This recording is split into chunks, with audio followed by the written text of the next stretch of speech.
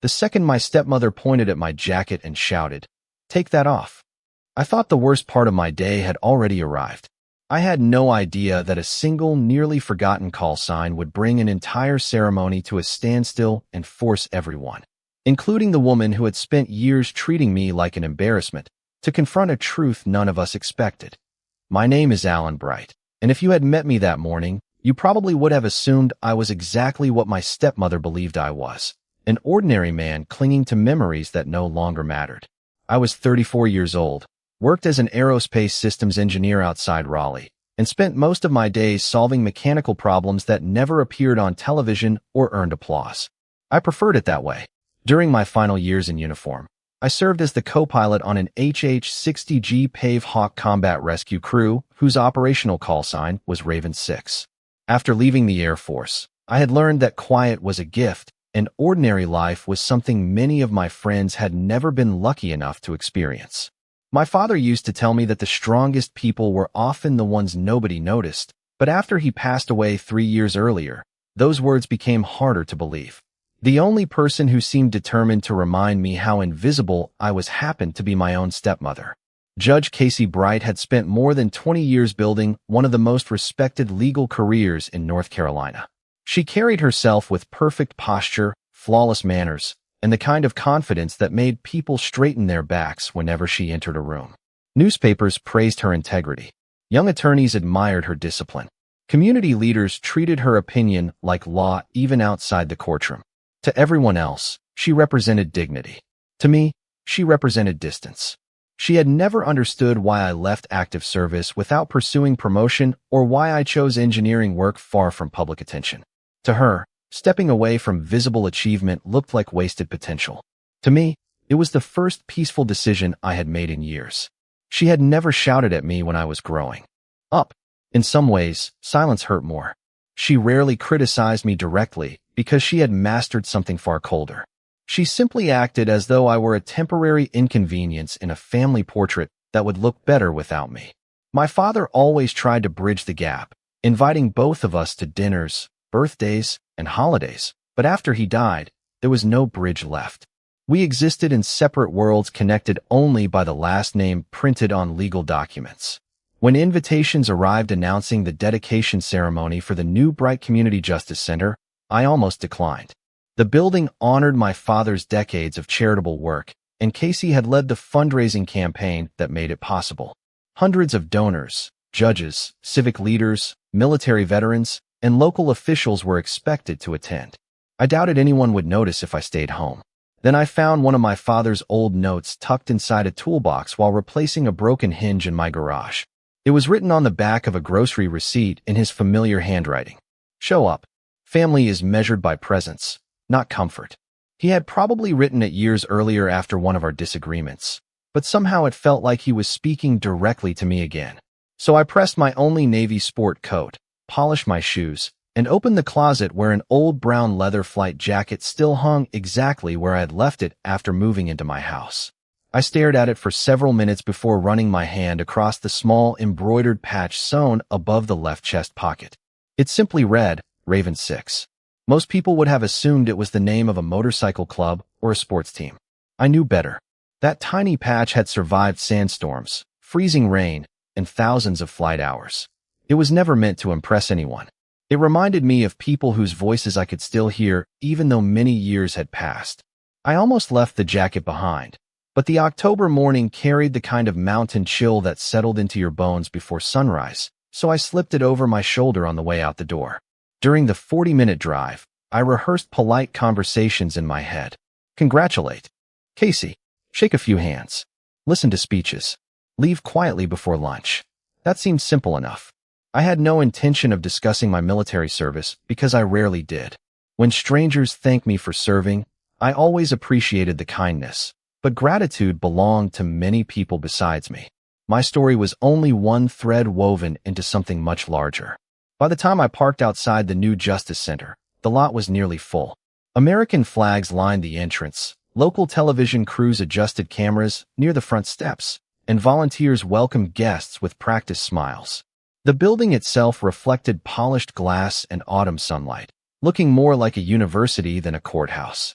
As I approached the entrance, Casey noticed me almost immediately. Her smile toward nearby donors disappeared for only a fraction of a second before returning with professional precision. She walked toward me without raising her voice, careful not to attract attention. "Alan," she said pleasantly, "I'm glad you decided to come. Dad would have wanted to be here," I answered. She nodded once before her eyes drifted downward. I watched the exact moment she recognized the leather jacket. Her expression tightened almost invisibly. "I assumed you'd wear something more appropriate," she said. "It's just a jacket. It's cold outside. This event isn't about the years you spent in the Air Force." I looked at her calmly. "I never said it was." She folded her hands together. "There will be state officials here, appellate judges, donors, and families. I'd appreciate it if today's attention stayed where it belongs." I understood what she truly meant. Don't stand out. Don't remind people you're different. Don't become part of the story. I almost smiled because she still believed I wanted recognition. The truth was exactly the opposite. I had spent years avoiding it. "I'll stay in the back," I assured her. "I won't cause any problems." She seemed satisfied enough to return to greeting arriving guests, and I quietly entered the lobby. Soft piano music floated through the marble hall, while volunteers handed out programs bearing my father's photograph across the front cover. I traced his smiling face with my thumb for a brief second before slipping the brochure beneath my arm. Everything about the morning felt carefully organized, elegant, and respectful. Yet beneath that calm surface, I couldn't shake the feeling that something unexpected was waiting just beyond sight. As I stepped toward the auditorium doors, I noticed an elderly man seated alone near the corner, wearing a simple gray suit rather than the service pins, veteran caps, or formal insignia worn by several retired officers in attendance. He wasn't speaking with anyone. He wasn't looking at the stage. His attention rested quietly on the people entering the room, as though he recognized details everyone else overlooked. For just a brief instant, our eyes met. He glanced toward the faded patch on my jacket, paused for a heartbeat longer than seemed ordinary, and then lowered his gaze without saying a word.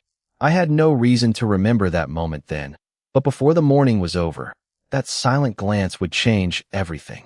The auditorium slowly filled with quiet conversations, polished shoes clicking across marble floors, and the soft rustle of programs being unfolded as guests found their seats. I slipped into one of the back rows exactly as I had promised Casey. From there I could see almost everyone without attracting attention myself. Judges in dark suits greeted military veterans wearing small lapel pins. Local business owners exchanged handshakes with elected officials. Several reporters adjusted cameras near the center aisle, while volunteers directed late arrivals toward the remaining seats. It was the kind of event my father would have appreciated because it brought together people from different walks of life for something larger than themselves. I rested my father's program on my lap and quietly studied the photograph on the cover again. His smile had never been forced. Even during difficult years, he somehow found reasons to believe the next conversation could heal an old wound. I wished he had been right about that. Casey stepped onto the stage to welcome everyone, and as expected, the room immediately settled into respectful silence. She spoke with the confidence of someone who had spent decades addressing courtrooms. Every sentence was measured, every pause deliberate, every expression perfectly controlled. She thanked the donors, recognized community volunteers, honored local officials, and spoke warmly about my father's lifelong commitment to fairness. Listening to her describe him almost felt surreal. She talked about compassion, humility, and treating every person with dignity. Those words sounded beautiful in front of a microphone, yet I could not ignore how different they felt from the conversations we had shared in private over the years. Still, I refused to let bitterness take over. This day belonged to my father, not to old disagreements. When the applause faded, guests were invited into the reception hall where photographs, historical displays, and refreshments had been arranged around the room. I wandered slowly through the exhibits, stopping in front of several framed pictures from my father's legal aid projects. One photograph showed him helping rebuild a veterans resource center after severe flooding nearly 15 years earlier. Another captured him laughing with volunteers while serving meals during Thanksgiving. He had always believed that respect was demonstrated through actions instead of speeches. As I stood there remembering him, a familiar voice interrupted my thoughts. "Alan, I turned to find Casey approaching with two members of the planning committee beside her. Her smile remained flawless until the others politely excused themselves. The instant they stepped away, her expression cooled. "There is something we need to fix before more guests arrive," she said quietly. I glanced around, unsure what she meant. "Your jacket." I looked down instinctively. "What about it?" She lowered her voice even further. "People have already started asking about that patch." I almost laughed because no one had spoken to me except the volunteers handing out programs. "I do not think anyone is paying that much attention." "They are," she answered firmly. "One donor asked whether it represented some military unit. Another wondered if you were attending in uniform later. This ceremony is not about military service. It is about your father." I nodded slowly. "That is exactly why I stayed in the background." "Then help me keep it that way." Her eyes settled directly on the faded embroidery. "Take the jacket off." For a moment, neither of us spoke. The request itself was not unreasonable. We were indoors. The room was warm. But something in her tone made it feel less like practical advice and more like an attempt to erase part of me before anyone else could notice it. I answered as calmly as I could. "It is just an old jacket. It is an unnecessary distraction. It reminds me of people I promised never to forget. That chapter is over." Her words landed harder than she probably intended. I looked past her toward one of the large windows where autumn leaves drifted across the courtyard outside. For a brief second, I considered walking back to my car and leaving the jacket there. It would avoid an argument. It would make the day easier. Then I remembered something my father once told me after I came home from my first deployment. He had rested a hand on my shoulder and said, "Never be ashamed of honest service, but never demand recognition for it either." There was a difference between seeking attention and quietly respecting your own history. I looked back at Casey. "I am not trying to make a statement. Whether you intend to or not does not matter." Before I could answer, another guest approached to congratulate Casey on the successful fundraiser. She instantly returned to her public smile and introduced me simply as Conrad's son Alan.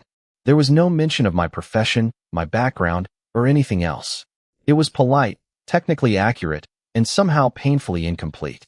The guest shook my hand warmly before moving on. Casey leaned toward me one last time. "Please think about what I said." Then she disappeared into another conversation. I remained standing beside the display, wondering why a small embroidered patch seemed to trouble her so much. Halfway across the reception hall, I noticed the elderly gentleman from earlier. He had not joined any of the conversations either. Instead, he quietly examined one of my father's photographs with remarkable focus.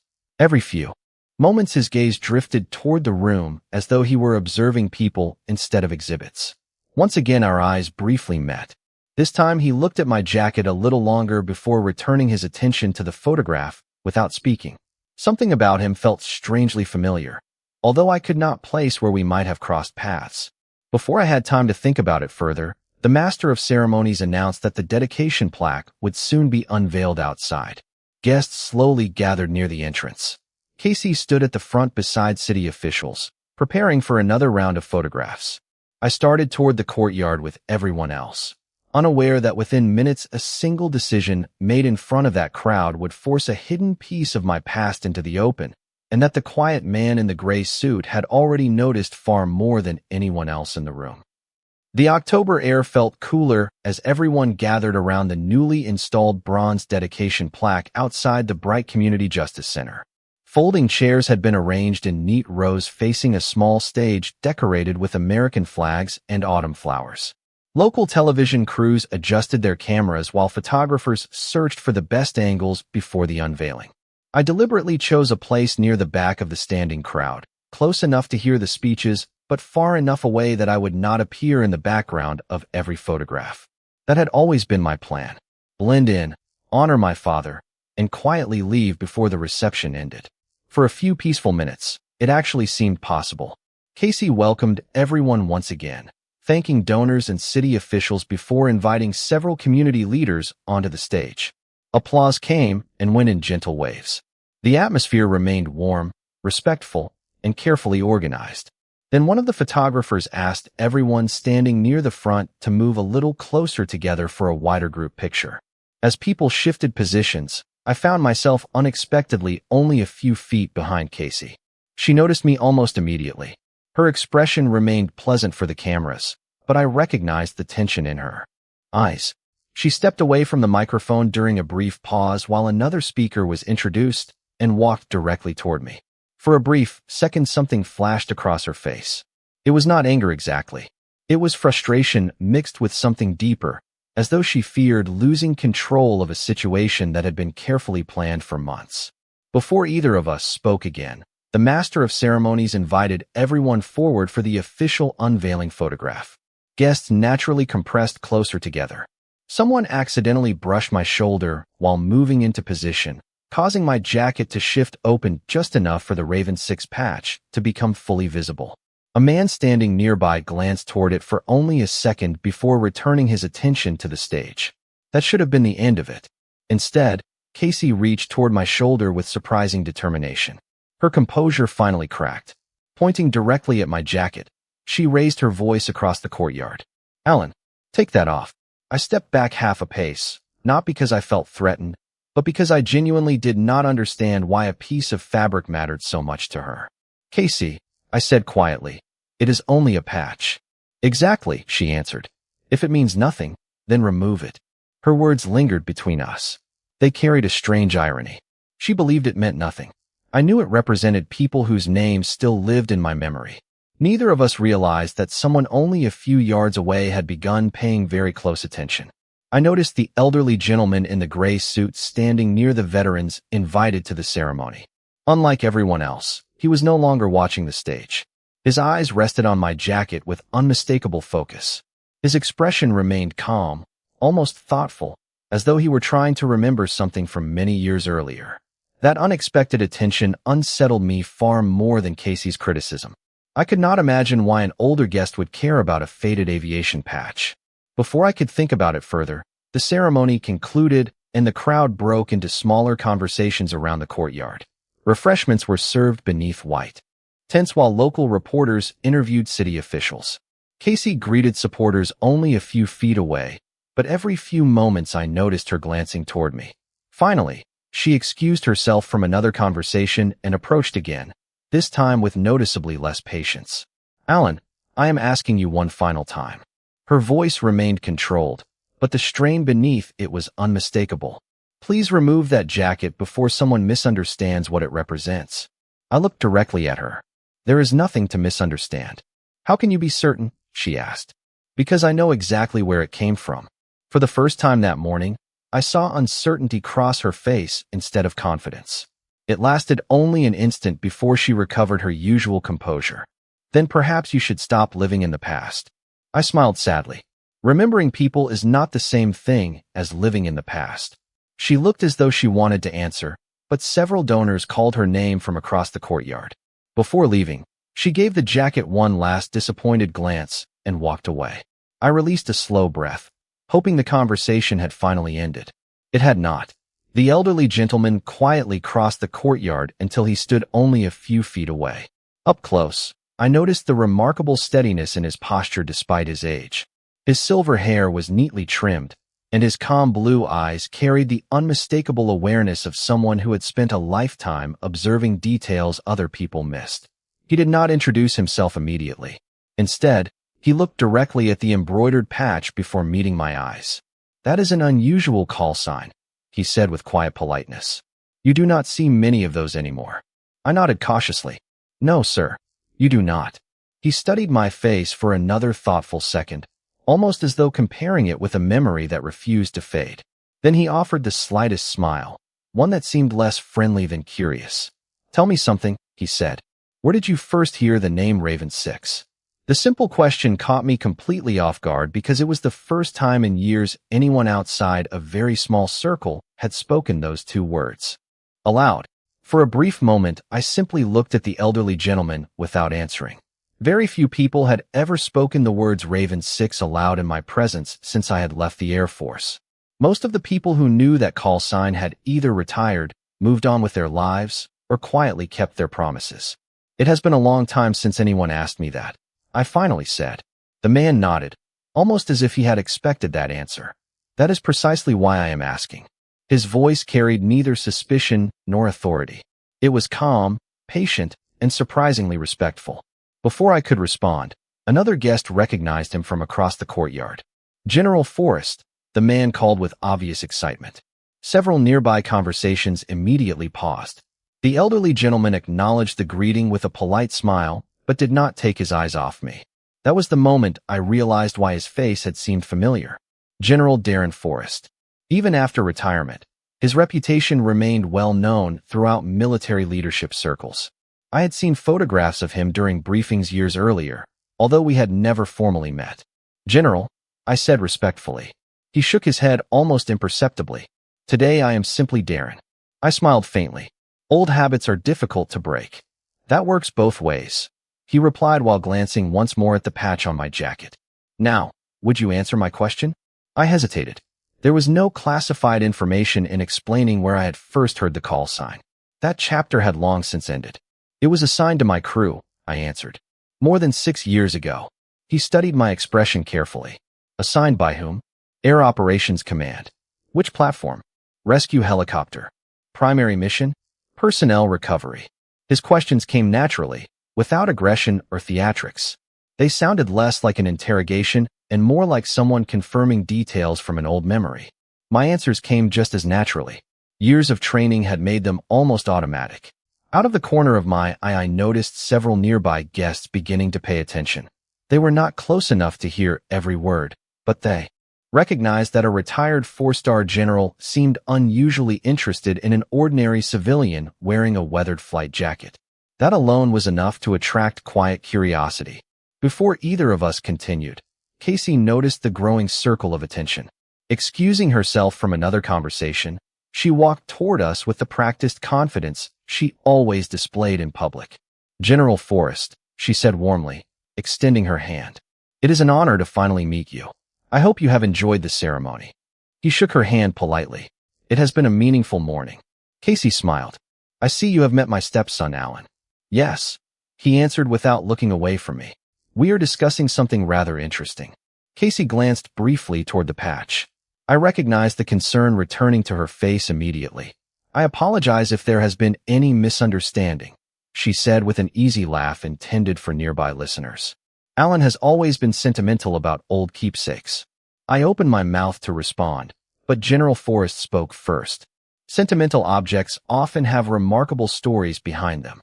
Casey maintained her pleasant expression. "Sometimes they do. Sometimes people simply become attached to old memories." Her words sounded harmless to anyone else. I understood the message hidden beneath them. Let the conversation end. Let everyone move on. General Forrest folded his hands behind his back. "Judge Bright, may I ask a simple question?" "Of course. Has your stepson ever spoken to you about his military service?" She answered almost immediately. "Very little. He has always been rather private." "Did you ever ask?" That question seemed to catch her off guard. For the first time all morning, she did not answer immediately. "I assumed," she said carefully, "that if there had been something important to discuss, he would have mentioned it." I looked away for a moment. It was not entirely unfair. I had never volunteered stories from those years. Most veterans I knew preferred the same approach. Some experiences belonged to the people who lived through them, not to dinner conversations. Still, hearing her describe my entire service as though it had been an insignificant phase of my life left an unexpected ache in my chest. General Forrest turned back toward me. "Alan, indulge an old man for another minute." "Certainly. Do you remember your final operational briefing before leaving active service?" The question surprised me because I had not thought about that day in years. Yet the memory returned with startling clarity. The room, the maps, the weather reports, the quiet handshake before everyone walked away. "Yes," I answered. "Better than I expected." He gave a slow nod. "Then perhaps you also remember that call signs are never chosen by accident." Before I could reply, a sudden gust of wind swept across the courtyard. The edge of my jacket lifted slightly, exposing the Raven 6 patch more clearly than before. Casey instinctively reached toward it again, apparently hoping to fold the jacket closed before more people noticed. Instead, her fingertips accidentally brushed the old embroidery, loosening one corner that had already begun separating from the fabric after years of wear. She frowned, looking almost embarrassed by the frayed stitching. "Alan," she said quietly, unable to hide her frustration any longer, This patch is falling apart. It should have been removed years ago. I gently rested my hand over the jacket before she could touch it again. Some things are worth repairing instead of replacing. She exhaled impatiently. We're letting go. General Forrest looked from her to me with an expression that had become noticeably more serious. His calm voice carried just enough authority that nearby conversations faded without anyone asking for silence. Judge Bright, he said, before anyone decides whether that patch belongs on his jacket, I would like to ask Alan exactly one more question. He met my eyes once again. When your crew checked in over the radio at the beginning of a recovery mission, what were the first words Raven 6 always transmitted? The courtyard became so quiet that I could hear the flags snapping gently in the autumn breeze. General Forrest's question hung in the air while dozens of conversations faded into silence without anyone asking for it. I looked at him for several seconds, not because I was searching for an answer, but because I was trying to understand why he was asking something so specific. That opening transmission had never been remarkable to me. It was simply part of the rhythm every crew repeated before a mission began. After enough years, some habits settled into memory more deeply than birthdays or phone numbers. I finally answered in the same calm tone I had used countless times long ago. Raven 6 checking in. Ready for tasking. General Forrest did not react immediately. Instead, he asked another question. And what came next if communications were clear? I answered without hesitation. Standing by for coordinates and weather confirmation. He nodded once. Then, I looked at him carefully. Mission priority acknowledged. Crew prepared for recovery. The words came naturally, almost before I realized I was speaking them. Around us, several veterans exchanged puzzled glances. To most of the guests, it sounded like an ordinary exchange between two people discussing military procedures. To General Forrest, it clearly meant something else.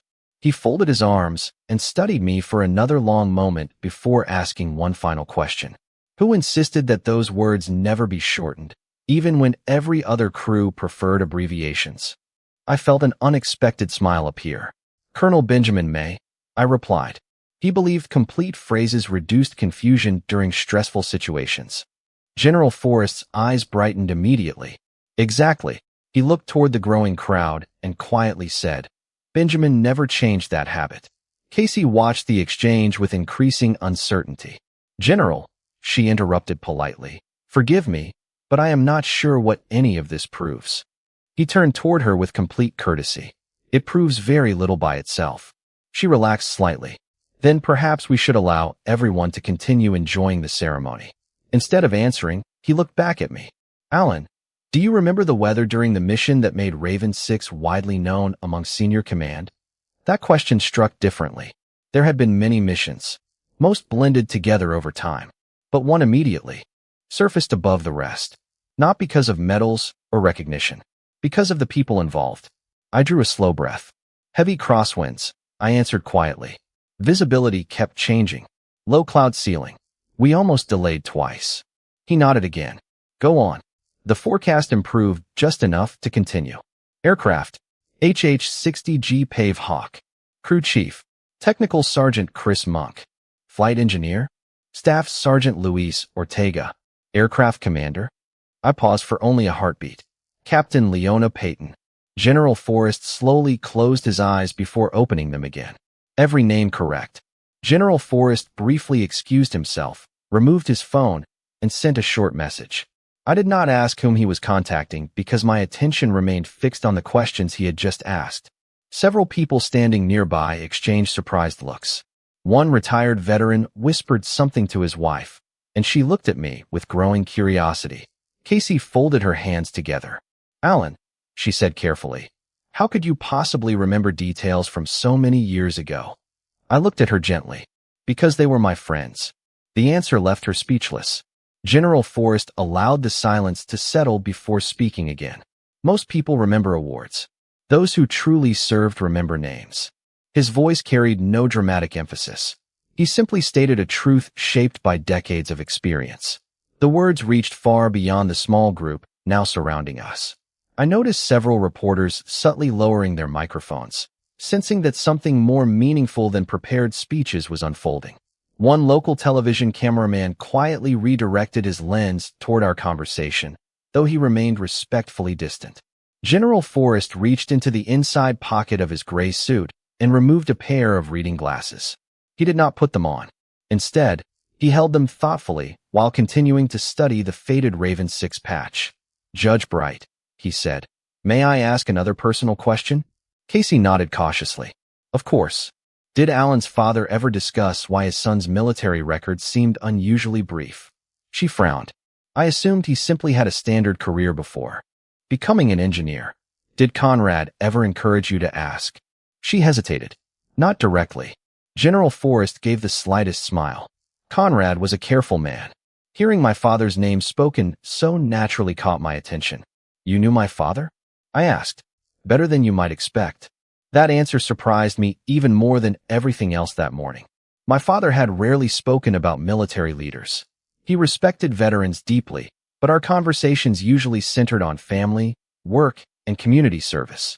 I had never heard him mention Darren Forrest. General Forrest seemed to notice my confusion. At the time, I was the wing commander responsible for the operation. "Your father contacted our family liaison after you returned, and I met with him several times because he was more concerned about how the mission had affected you than about what recognition you might receive. He asked questions that very few parents ever think to ask." I felt my pulse quicken slightly. "What kind of questions?" "Not whether his son had been decorated." He paused thoughtfully. He wanted to know whether his son was sleeping well, whether he blamed himself for things outside his control, and whether he still laughed the same way he had before leaving home. I stared at him without speaking. Those sounded exactly like my father. He had never cared about headlines or ceremonies. He always asked whether people were all right before asking what they had accomplished. General Forrest continued softly. "Conrad never once asked me how important the mission had been. He only asked whether his son had come home carrying burdens that nobody else could see." I swallowed hard. I had never known those conversations had happened. My father had kept them entirely to himself. Before I could gather my thoughts, General Forrest carefully reached into another pocket and withdrew a small, worn leather card holder. He looked at it for a brief moment before lifting his eyes to mine again. "Alan," he said, "there is something your father asked me to protect until the proper day arrived." Every sound around us seemed to disappear once more. Even Casey looked completely unsettled now. "General." Forrest rested one hand on the leather holder, but made no move to open it. "I did not believe today would become that day," he admitted quietly. "But after hearing you answer those questions exactly as your crew would have answered them many years ago, I no longer think keeping this hidden honors Conrad's wishes." He slowly looked from me to Casey before saying the words that made my heart begin racing. "What I am carrying belonged to your father, and he specifically instructed that it should be placed in your hands only if someone publicly dismissed Raven 6 as an empty keepsake or treated your silence as proof that your service had meant nothing." For several long seconds, I could not take my eyes off the worn leather holder resting in General Forrest's hand. It looked ordinary, the kind of thing someone might carry for decades without anyone noticing. Yet the way he held it told me it contained something that had been entrusted to him rather than simply stored. Around us, the courtyard remained unusually quiet. The ceremony had technically ended, but very few people had walked away. Reporters lowered their microphones. Volunteers paused while collecting empty cups. Even the city officials who had been preparing to leave now lingered nearby, sensing that something deeply personal was unfolding. General Forrest looked at me before speaking again. "Conrad gave this to me a little over 6 years ago," he said.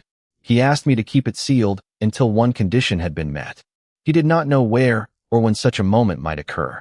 He only feared that your determination to remain private would someday be mistaken for a lack of character, and he wanted the choice to reveal anything to remain yours." I swallowed slowly. "What condition?" He glanced briefly toward Casey before answering. He said, "If my son is ever forced to defend his integrity because someone mistakes his silence for emptiness, then it is finally time for the truth." Those words settled over me with unexpected weight. They sounded exactly like my father. He had never been interested in proving people wrong. He only believed that truth had its own timing. Casey stood perfectly still. For the first time since the ceremony began, I noticed uncertainty replacing the confidence that usually surrounded her. "Conrad never mentioned anything like this," she said quietly. General Forrest nodded. "He promised he would not." He carefully opened the leather holder and removed a cream-colored envelope that had yellowed slightly with age. Across the front, written in my father's unmistakable handwriting, were only a few words. For Alan, when the time is right. My chest tightened before I even touched it. I recognized every curve of those handwritten letters. Growing up, I had seen them on birthday cards, lunch notes, and little reminders left beside the coffee maker whenever my father left early for work. I had not expected to see them again. General Forrest offered me the envelope without ceremony. This belongs to you now. I accepted it carefully, almost afraid the paper itself might fall apart after so many years. My fingers hesitated over the seal. Part of me wanted to preserve the moment just a little longer because once I opened the envelope, there would be no returning to whatever life I thought I understood that morning. General Forrest seemed to sense my hesitation. "Take your time," he said softly. "Your father waited years for this moment. A few more seconds will not matter." I nodded and slowly opened the envelope. Inside rested a folded letter and a laminated copy of Raven 6's final flight manifest, bearing the crew members' names and the date of the mission. I looked at the manifest first. It listed my crew's names, aircraft designation, mission date, and the Raven 6 call sign in faded military type. Tucked behind it was another folded sheet bearing my father's handwriting. I unfolded the letter with careful hands and began reading silently. "Alan, if you are holding this, then life has unfolded exactly the way I prayed it would. I hope you reached this day not because you wanted recognition, but because someone finally needed to understand that quiet people often carry extraordinary burdens without asking for applause." My vision blurred slightly, forcing me to pause before continuing. Around me, nobody interrupted. Even Casey remained silent. My father wrote that after meeting General Forrest years earlier, he realized something important. He explained that military service had given me experiences that many people would never fully understand, but he never wanted those experiences to become the foundation of my identity. He wanted me to build a peaceful life beyond them.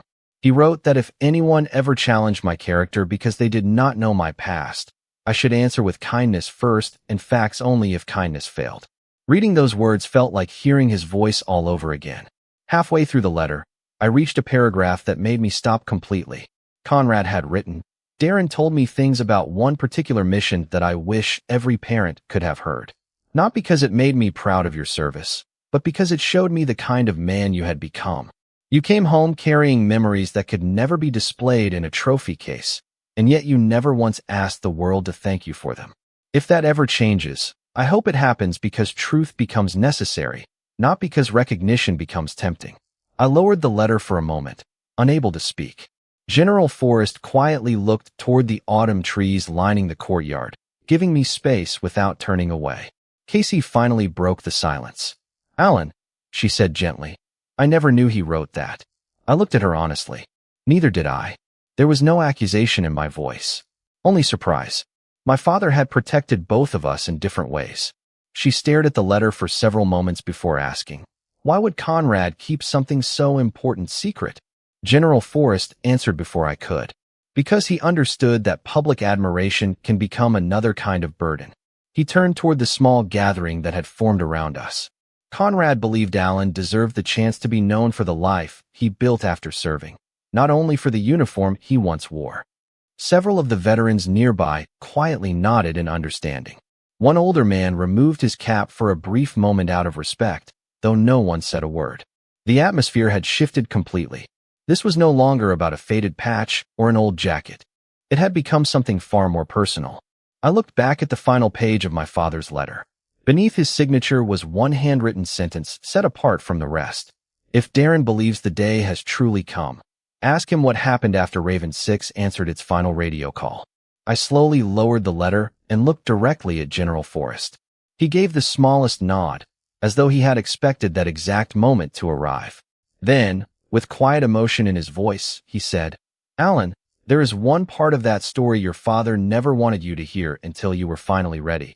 Because what happened after your final transmission explains why Senior Command remembered Raven 6 long after you believed the mission had been forgotten." General Forrest remained silent for several moments after speaking, allowing the weight of my father's final handwritten sentence to settle over everyone standing in the courtyard. I folded the letter carefully and slipped it back into the envelope before looking at him again. I thought I already knew how that mission ended. I admitted quietly. Apparently I did not. He nodded with a gentle expression. You knew how it ended for your crew. You never knew what happened afterward. A cool breeze carried fallen leaves across the stone walkway, while the crowd remained remarkably still. Even the reporters who had drifted closer seemed to understand that this was no longer a public interview. It had become a conversation between people connected by memories that had waited years to be spoken aloud. General Forrest looked toward the bronze dedication plaque honoring my father before turning back to me. The operation was declassified several years ago, although many detailed records were never released publicly. The official summary described it as successful. The internal reports documented the tactical decisions. Neither one explained what happened inside the command center after your final transmission. I listened without interrupting. When Raven 6 completed its assignment and checked out for the final time, he continued. The room remained silent for nearly a full minute. Nobody celebrated. Nobody congratulated themselves. They simply understood that a young crew had chosen responsibility over recognition. I lowered my eyes. I remembered that final flight. I remembered returning to base exhausted, completing paperwork, checking equipment, and quietly going home. To me, it had been another difficult day among many others. I had never imagined anyone at higher headquarters had continued discussing it after we landed. General Forrest smiled faintly. Commanders often remember decisions. They rarely remember call signs years later. Yours was different. Casey stood only a few feet away, listening more carefully than she had listened to anything I had ever said before. She looked toward me with an expression I had never seen on her face. It was not pity. It was not guilt alone.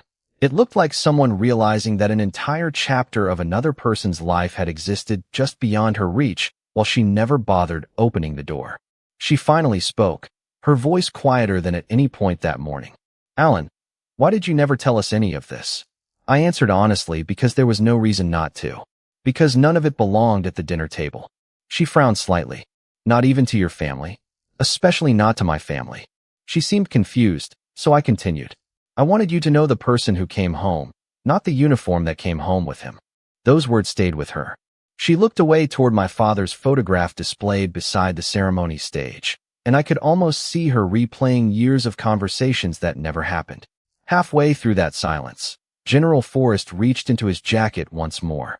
This time he removed a neatly folded sheet of paper protected inside a transparent sleeve. There is one more item Conrad asked me to preserve, he said. This one is not a letter. He handed it to me. It was a copy of a recommendation written years earlier by Colonel Benjamin May. I recognized the signature immediately. Beneath it were several paragraphs describing the professionalism, judgment, and calm leadership demonstrated by my crew during one particularly demanding recovery mission. What caught my attention, however, was the final recommendation. Instead of requesting a public commendation, Colonel May had written that broad publicity should be avoided because unnecessary attention could place surviving personnel and their families under unwanted scrutiny. The recommendation concluded with a sentence that stopped me completely.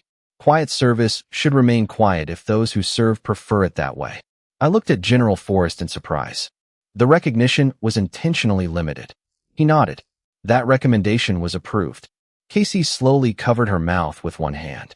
So Conrad knew? Yes, General Forrest answered. He knew exactly why his son would never appear in newspaper articles or public ceremonies. He accepted that without complaint. I looked down at the document again. For years I had occasionally wondered why certain records seemed strangely incomplete whenever former colleagues searched for them. I had assumed it was simply administrative procedure. Now I understood that several senior leaders, including Colonel May and General Forrest, had deliberately respected our wishes for privacy. The realization brought an unexpected sense of peace rather than regret. My father had protected something I had not even realized needed protecting. Casey took a slow step toward me. Alan, she said carefully, I spent years believing your silence meant you had very little to say. I looked at her with calm honesty. Silence and emptiness are not the same thing. She nodded slowly, and I could see tears beginning to gather in her eyes, though she made no effort to hide them. I understand that now, she whispered. I only wish I had understood it sooner. I offered her a small, reassuring smile. Understanding someone late is still better than never understanding them at all. For the first time since my father passed away, The distance between us no longer felt impossible to cross. It had not disappeared completely, but it had begun to narrow. General Forrest watched the exchange quietly before speaking once more. Conrad believed this day might eventually come, he said. He hoped neither of you would waste it. Those words reminded me so much of my father that I almost expected to hear his laugh echo. Across the courtyard, several guests quietly resumed their conversations, giving us privacy without being asked. The ceremony had transformed into something none of the organizers could have planned. It was no longer about a building. It was about understanding another human being before judging the life they had lived. Just as I believed the morning had finally reached its emotional conclusion, General Forrest looked toward the entrance of the Justice Center, where a man carrying a slim leather briefcase was walking quickly across the courtyard. The general recognized him immediately and smiled. "Mr. Marshall received my message," he said softly. "Your father instructed us to act together if I ever determined that the time had come." I followed his gaze with quiet curiosity. "Who is he?" General Forrest answered without taking his eyes off the approaching visitor. "The attorney your father selected years ago to deliver the final piece of this story only after he was certain you and Casey had both heard everything else first."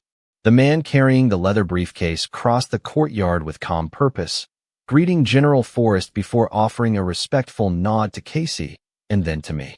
Mr. Marshall had been waiting inside the Justice Center after receiving General Forrest's message, following Conrad's instructions to remain out of sight until the proper moment arrived. He appeared to be in his late 60s, neatly dressed in a dark suit that had clearly been tailored years earlier but maintained with exceptional care. "Alan," General Forrest said, "this is Jim Marshall. Your father trusted him for nearly 3 decades. Mr. Marshall extended his hand. "Your father often said that some promises should never be rushed. I have honored one of those promises until today." I shook his hand, still trying to process everything that had already happened. "You knew this was coming?" I asked. He smiled gently. "I knew it might come." Conrad never wanted certainty. He only wanted preparation. He placed the leather briefcase on a nearby table beneath the reception tent and carefully released the brass clasps. Unlike dramatic courtroom scenes or fictional stories, there was nothing theatrical about what he did. Every movement reflected the quiet discipline of a man who had spent a lifetime handling important family matters with dignity. From inside the briefcase, he removed a small cedar box, polished smooth by time. My breath caught almost immediately because I recognized it. It had once rested on the bookshelf in my father's study. As a teenager, I had asked what was inside, and he had smiled before saying, "Nothing you need today." I had never asked again. Mr. Marshall placed the box in front of me. Conrad left detailed written instructions regarding this. He unfolded a single page and read aloud. "The cedar box is to remain sealed until Alan understands that respect earned quietly is still respect earned honestly. Only then should he decide whether to open it." Mr. Marshall looked up with a warm expression. "Alan, that decision now belongs entirely to you." I rested my hands on the box without opening it. The smooth wood carried faint scratches from years of use. It felt less like an object and more like another conversation my father had somehow prepared long before his passing. Casey stood beside me in complete silence. She no longer seemed concerned about appearances, reporters, or the schedule that had governed the entire morning. Her attention remained fixed on the cedar box, as though she finally understood that some of the most valuable things in life had never been displayed publicly. After a long breath, I carefully lifted the lid. Inside rested 3 simple items arranged with extraordinary care. The first was my father's old field-style watch, the one he had worn during nearly every volunteer project I remembered from childhood. He had never worn it during my childhood because he always said another generation deserved its own time. The second was a faded photograph showing the two of us standing beside a small fishing lake when I was about 12 years old. We were both laughing at something outside the frame, and neither of us looked toward the camera. The third item was another handwritten letter folded beneath the photograph. I unfolded it slowly. "Alan, if you have reached this page, then something wonderful has already happened. Not because secrets have been revealed, but because understanding has finally begun. If you are reading this beside Casey, then I hope both of you remember something I learned too late in my own life.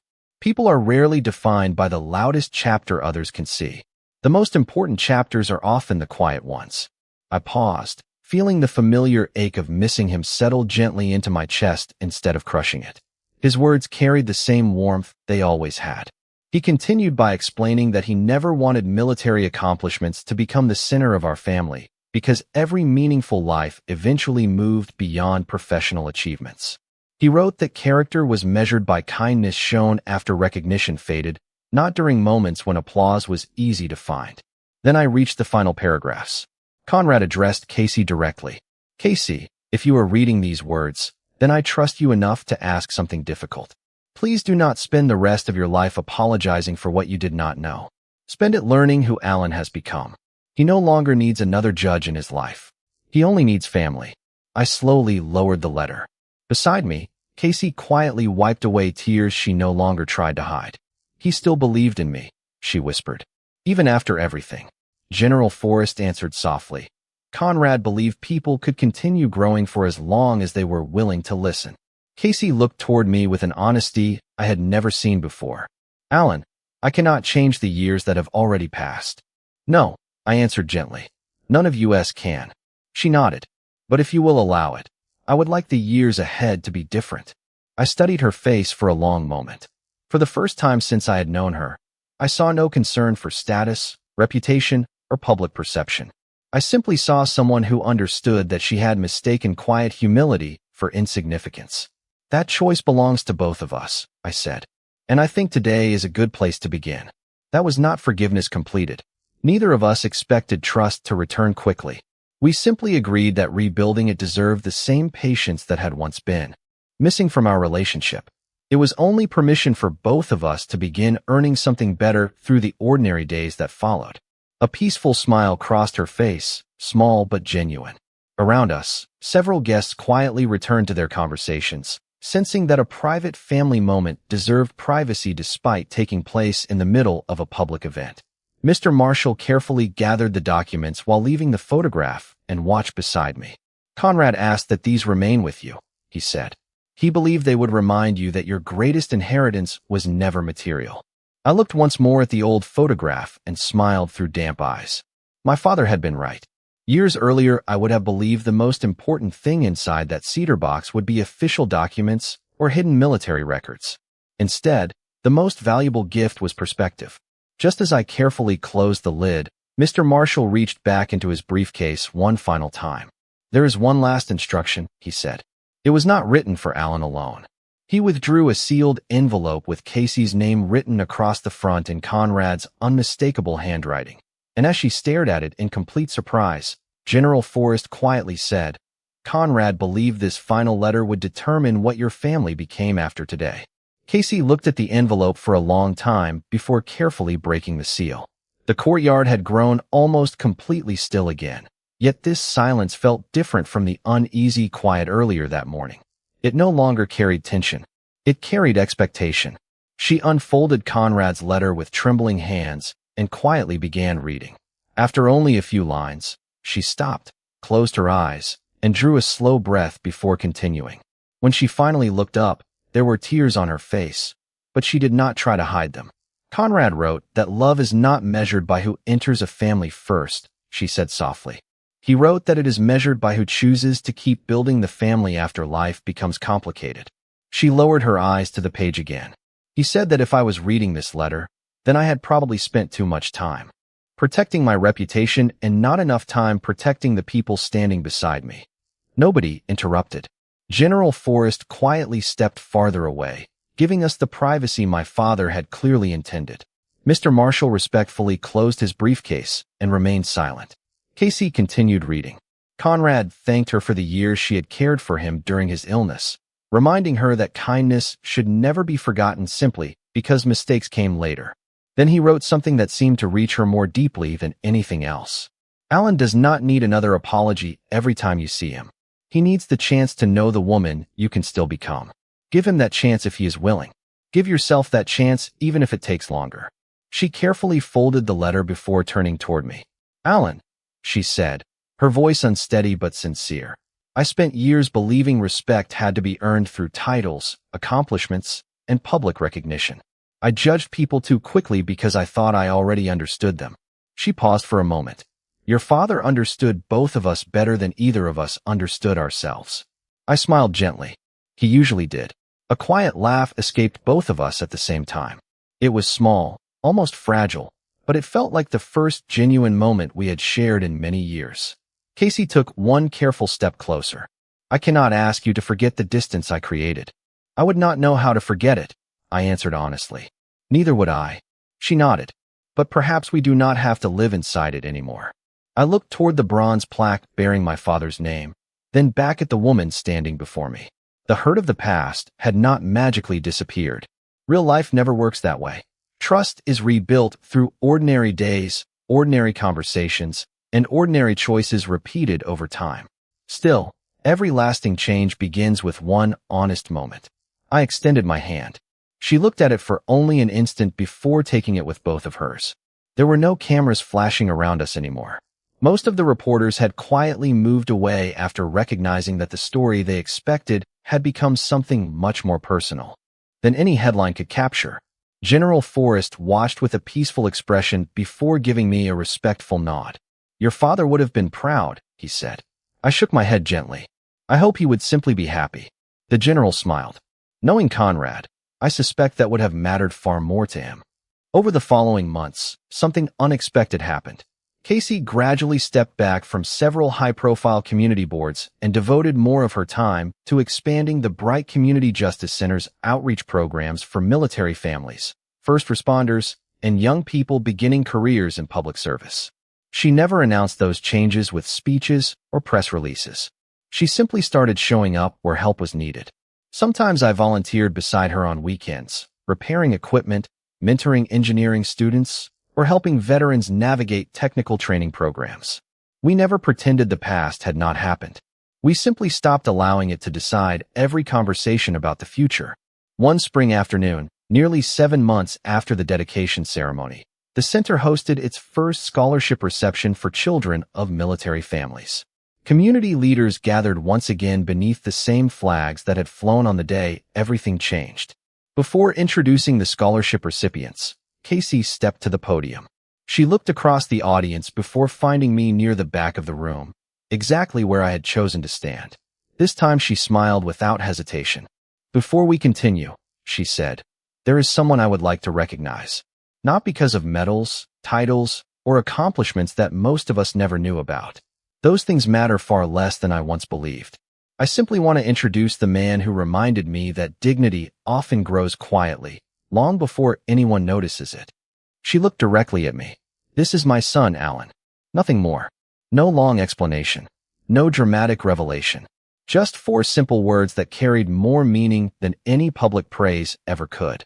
The room rose in warm applause, not because of stories from the past, but because people recognized the honesty of the moment unfolding before them. I glanced toward General Forrest, who stood near the side of the room. Without saying a word, he offered a crisp military salute. I returned it with quiet gratitude. Then we both lowered our hands, leaving the salute exactly where it belonged, in a shared understanding rather than a public performance. As the afternoon sunlight filled the hall, I looked at my father's old watch resting on my wrist. For the first time since his passing, it no longer felt like I was carrying unfinished conversations. It felt as though he had quietly finished one final conversation exactly the way he intended. Closing reflection. Perhaps the people closest to us sometimes know the smallest part of our story, not because they do not care, but because life becomes busy enough to replace curiosity with assumptions.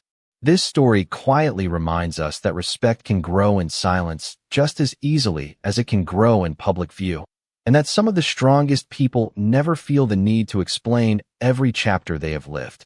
There are moments when a single honest conversation changes far more than years of quiet misunderstanding. There are also moments when forgiveness begins, not because every hurt has disappeared, but because someone finally chooses to see another person more completely than before. Those moments rarely arrive with applause. They usually arrive with listening, patience, and the courage to begin again. If this story stayed with you, I would truly enjoy hearing your thoughts. If you found yourself standing where Alan or Casey stood, what conversation would you choose to begin first, and what would you hope the other person finally understood about you?